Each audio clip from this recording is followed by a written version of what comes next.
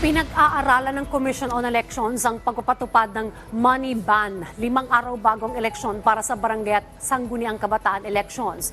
Ayon sa COMELEC, maaari itong maging pananagutan sa ilalim ng vote buying at vote selling. Si Patrick De Jesus sa report. Rise and shine, Patrick.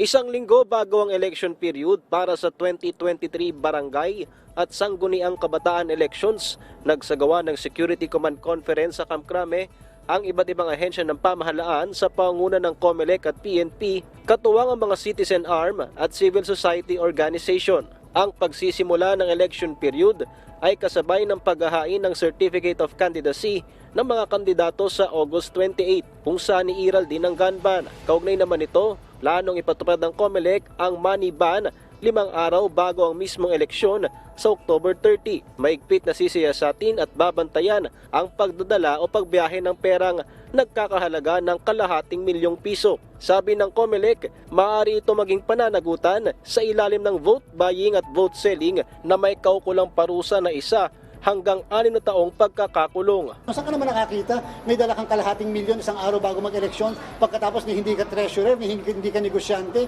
ano ka, tagapamili ng boto. So ipipresume namin yung mga taong yan na involved sa vote buying. Kung sa palagay nila mali kami, di let them question sa court.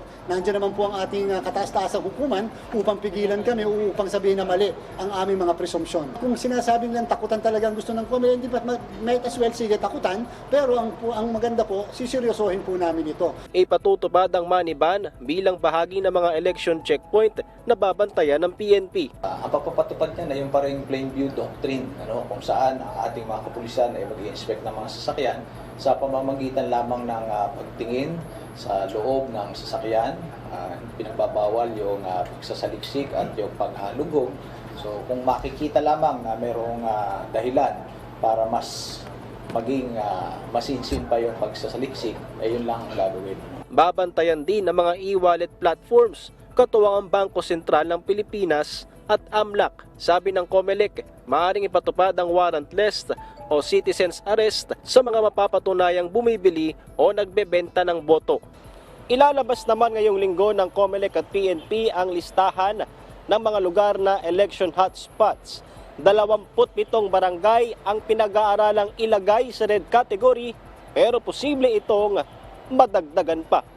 Isa sa ilalim sa COMELEC control ang mga ito, kung saan mas magiging maigpit ang seguridad. Yung mismong mayor kami, yung mismong barangay chairman kami, at yung mismong pagkontrol ng lahat ng aktibidad doon, kasama yung mismong activity ng LGU, ang COMELEC din, at pwede kami maglagay ng additional forces doon at pwede kami magdagdag ng mga pwersa na naandun, whether police, PNP o Philippine Coast Guard.